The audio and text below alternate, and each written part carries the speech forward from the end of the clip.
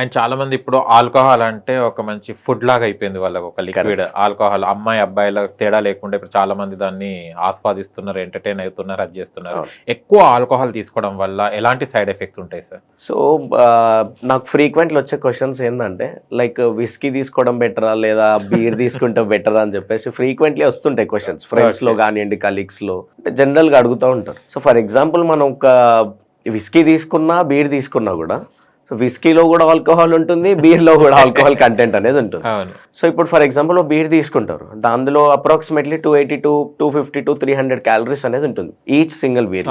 ఒక 650 630 ml ఉన్న beer లో సో మనకి 300 క్యాలరీస్ అనేది ఉంటుంది. సో దాంట్లో 4 to 5% ఆఫ్ ఆల్కహాల్ ఉంటుంది. సో సేమ్ థింగ్ ఇఫ్ మీరు విస్కీ తీసుకున్నా కూడా, విస్కీలో ఒక 1 full bottle ఆఫ్ ఒక ఫుల్ విస్కీ బాటిల్ తీసుకుంటే దాంట్లో మీకు ఒక్కొక్క బ్రాండ్ని బట్టి ఒక్కొక్క వేరియేషన్ బట్టి ఒక 30 to 40% ఆల్కహాల్ అనేది ఉంటుంది. సేమ్ థింగ్ మీరు ఒక 30 ml విస్కీ తీసుకున్నా కూడా అది అప్రాక్సిమేట్లీ మీరు వాటర్ యాడ్ చేసుకున్న దాంట్లో కొంతమంది సోడాస్ యాడ్ చేసుకుంటారు, లేదా కూల్ డ్రింక్స్ యాడ్ చేసుకుంటుంటారు sugar content. So same thing అది కూడా 2 to 300 క్యాలరీస్ వరకు వస్తుంది అప్రాక్సిమేట్లీ ఒక 1 glass ఆఫ్ విస్కీ. సో ఇవి తీసుకోవడం వల్ల మెన్ యొక్క స్పమ్ కౌంట్ అనేది చాలా తగ్గిపోతుంది. ఎక్సెస్ అమౌంట్ ఆల్కహాల్ తీసుకోవడం వల్ల స్కిన్ ఏజింగ్ కూడా ఉంటుంది. సో అది ఆబ్వియస్లీ ఇప్పుడు స్మోకింగ్ ఆల్కహాల్ అనుకున్నా కూడా కాజెస్ క్యాన్సర్ అని అంటారు. సో ఎక్కువ ఎక్సెస్ అమౌంట్ ఆల్కహాల్ తీసుకోవడం వల్ల సో ఫర్టిలిటీ ప్రాబ్లమ్స్ అనేది చాలా హై ఉంటుంది. రీసెంట్ డేస్ లో చూసుకున్నా కూడా మెన్ అయినా విమెన్ అయినా కూడా excess amount of alcohol consume అనేది ఒక ఫ్యాషనబుల్ గా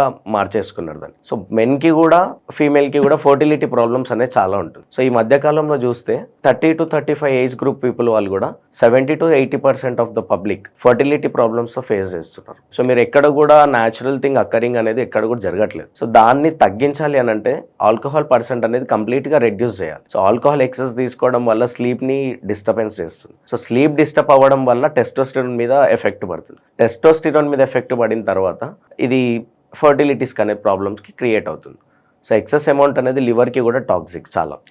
సో టాక్సిక్ అవ్వడం వల్ల లివర్ డ్యామేజ్ అనేది జరుగుతుంది. సో మనం చూస్తూ ఉంటాం చాలా మందిని. ఈ మధ్య కాలంలో అయితే లివర్ తో చాలా మంది ఫేస్ చేస్తున్న ప్రాబ్లమ్స్ డిఫరెంట్ గా ఉన్నాయి. సో మనం దీన్ని తగ్గించాలి అని అంటే పర్సంటేజ్ ఆఫ్ ఆల్కహాల్ అనేది కంప్లీట్ గా నేను మానేయాలని చెప్పాను. మెల్లిమెల్లిగా ఒక క్వాంటిటీ నుంచి ఇంకో క్వాంటిటీకి తగ్గించుకుంటే బెటర్. చాలా మంది ఆల్కహాల్ అంటే కొంతమంది రొమాంటిక్ ఫీల్ వస్తుంది, చాలా బాగుంటుంది, సెక్స్ కి యూజ్ అవుతుంది అంటారు. ఇది నిజమా అండి? ఆల్కహాల్ తాగితే సెక్స్ పవర్ ఏమైనా పెరిగే ఛాన్సెస్ ఏమైనా ఉన్నాయా?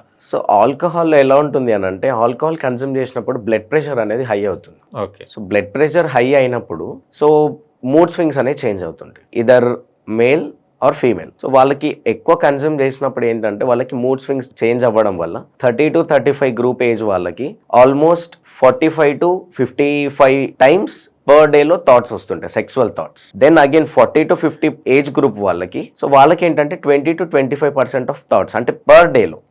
ఇఫ్ ఇన్ కేస్ మార్నింగ్ అన్నా నైట్ అన్నా ఆల్కహాల్ కన్జ్యూమ్ చేస్తారు 24 hours టైం పీరియడ్ లో, సో వాళ్ళకి 20 to 25 times of sexual thoughts అనేవి వస్తుంటాయి. సో అది it's not a myth actually. Generally ఎవరైనా కానీ కూడా, మేల్ అయినా ఫీమేల్ అయినా కూడా, సో వాళ్ళకి సెక్సువల్ థాట్స్ అనేవి రావడం వల్ల, మూడ్ స్వింగ్స్ చేంజ్ అవ్వడం వల్ల సో వాళ్ళకి ఏంటంటే లైక్ సెక్స్ చేయాలి అనే ఒక ఫీలింగ్ అనేది వాళ్ళకి ఆటోమేటికల్లీ జనరేట్ అవుతుంది. సో ఆల్కహాల్లో అంటే మెయిన్ స్పెసిఫికల్లీ ఆల్కహాల్ తీసుకున్నందుకే కాదు, ఆల్కహాల్ తీసుకున్న స్మోకింగ్ చేసినా కూడా బ్లడ్ ప్రెషర్ అనేది హై అవుతుంది. సో బ్లడ్ ప్రెషర్ హై అయినప్పుడు ఏంటంటే సో మూడ్ స్వింగ్స్ అనేవి ఆటోమేటికల్లీ చేంజెస్ వస్తుంటాయి. సో ఆ మూడ్ స్వింగ్స్ చేంజ్ అయినప్పుడు సెక్సువల్ థాట్స్ అనేవి హై అవుతున్నాయి, ఉన్నదానికంటే 10% హై అవ్వడం వల్ల సో ఈ సెక్సువల్ థాట్స్ అనేది ఎక్కువ ఇంప్లిమెంట్ చేస్తూ ఉంటారు. అంటే దాదాపు కొంతమంది సెక్స్ ఒకవేళ ఆల్కహాల్ తీసుకొని చేసినట్టయితే ఒకవేళ ప్రెగ్నెన్సీ కన్ఫర్మ్ అయితే పిల్లలకి ఏమైనా ఎఫెక్ట్ ఉంటుందా సార్? Yes, definitely. ఇప్పుడు లైక్ ఆల్కహాల్ తీసుకున్న తర్వాత ఫర్టిలిటీ మీద కూడా ప్రాబ్లమ్స్ చాలా ఉంటుంది చాలా వరకు. సో ఫర్టిలిటీ ప్రాబ్లమ్స్ పెరగడం వల్ల పిల్లలు పుడతారా అనేది కూడా మనం గ్యారంటీ ఇవ్వలేము. ఎందుకు అని అంటే ఎక్సెస్ అమౌంట్ ఆఫ్ ఆల్కహాల్ తీసుకుంటే సో అది టెస్టోస్టెరాన్ లెవెల్స్ అనేది లో అయిపోతుంది.